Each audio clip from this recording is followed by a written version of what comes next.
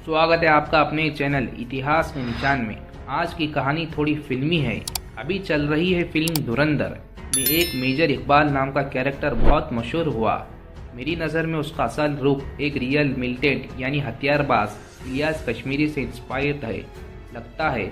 आज हम जानेंगे कि असल में इलियास कश्मीरी कौन था, उसके कौन से कारनामे थे और फिल्म में किस हद तक सच दिखाया गया या बदल दिया गया।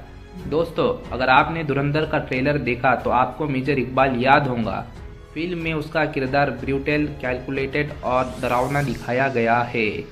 लोग पूछ रहे हैं क्या वो असल जिंदगी का किरदार था।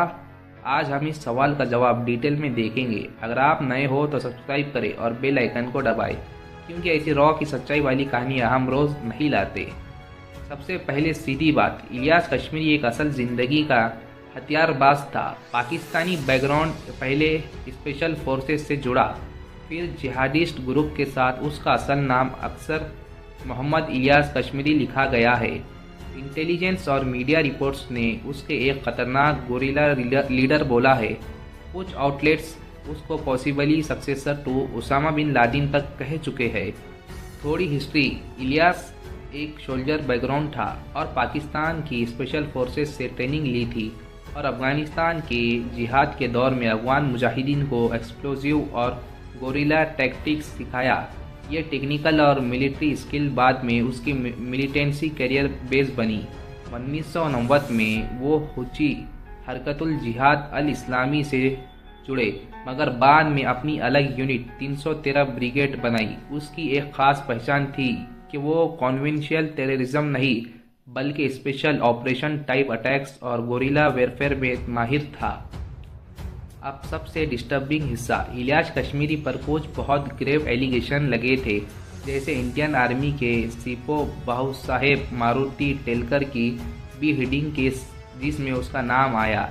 इस तरह एक्ट्स ने उसको मीडिया और इंटेलिजेंस कम्युनिटीज़ में बहुत इनफेमस बनाया।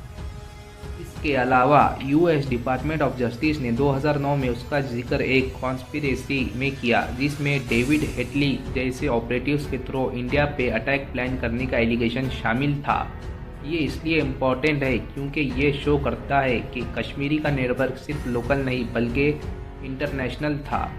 कश्मीरी हुजी से जुड़ा हुआ माना गया, लेकिन रिपोर्ट्स कहते हैं कि उस टाइस अल-कायदा के कुछ एलिमेंट्स के साथ भी रहे। कुछ सोर्सेस में उसे अल-कायदा लिंक्ड कमांडर बोला और कुछ वेस्टर्न मीडिया ने उसे टॉप अल-कायदा ऑपरेटिव का टैग दे दिया। उसने 313 ब्रिगेड बनाई, जो एक स्पेशलाइज्ड यूनिट थी जो सुसाइड, अटैक्स, इन्फ्रेशन और हाई वैल्यू ऑपरेशन में इन्वॉल्व थी। उसको मारने की कोशिश 2009 में पहली बार शुरू हुई। एक ड्रोन स्ट्राइक में उसकी मौत रिपोर्ट हुई, पर बाद में कुछ रिपोर्ट्स ने कहा वो जिंदा है। लेकिन आखिरकार 3 जून 2011 को साउथर्न वज़ीरिस्तान में एक यूएस ड्रोन स्ट्राइक में उसकी डेथ कंफर्म जैसी रिपोर्ट आई। इंटेलिजेंस एजेंसी ने भी उसकी डेथ को हाई प्रोबेबिलिटी माना। ऐसी कौन सी वजह थी जिसे उसे इतना खतरनाक माना गया है? 3 वजह थी, जिसमें पहले पर हथियार और गोरिल्ला अटैक्स में डेंजरस लेवल का तजुर्बा, दूसरे पर क्रॉस बॉर्डर ऑपरेशन का नेटवर्क, उसका नेटवर्क बहुत बड़ा था, तीसरे पर है इंटरनेशनल लिंक्स जिसे उसके नाम को और ज़्यादा बढ़ाया। अब फिल्म की बात करें, मेजर इकबाल को एक कोल्ड रूटलेस आदमी दिखाया गया है।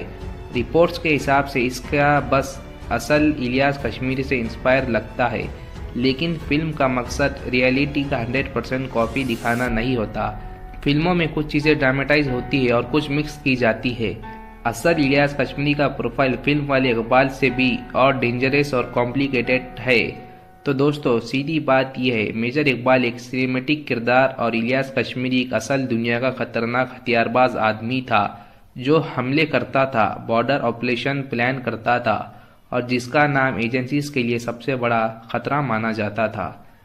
तो दोस्तों, अगर आपको यह वीडियो पसंद आई हो तो लाइक शेयर ज़रूर करें। अगर आप नए ऐसे ही वीडियो देखना चाहते हो तो हमारे चैनल इतिहास के निशान को सब्सक्राइब करना ना भूलिए। मिलते हैं और सच्ची भरी कहानी के साथ।